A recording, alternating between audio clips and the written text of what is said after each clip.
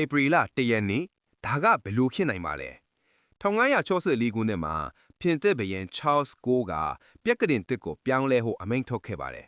ဒါပေမဲ့လူတိုင်းကဒီပြောင်းလဲမှုကိုလက်မခံနိုင်ခဲ့ကြဘူးဒီလိုနဲ့သတင်းအမားတွေနဲ့ဆက်နောက်ကြတဲ့အစဉ်အလာစတင်ခဲ့ပါတယ်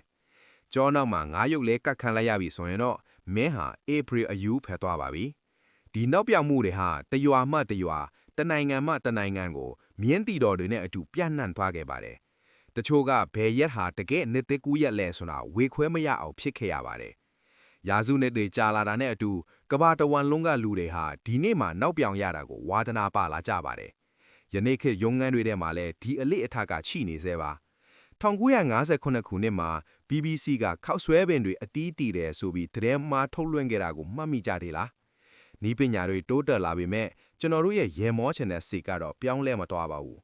တခါတလေမှာတော့အကိကင်းနဲ့နောက်ပြောင်မှုလေးတွေဟာဘဝကိုပူပြီးအရသာရှိစေပါတယ်ဟေးမင်းရဲ့ကြောနောက်မှာတခုခုရှိနေတယ်နော် Happy April Fool's Day ဒီနေ့တော့အစနောက်ခံနိုင်ပါစေဗျာ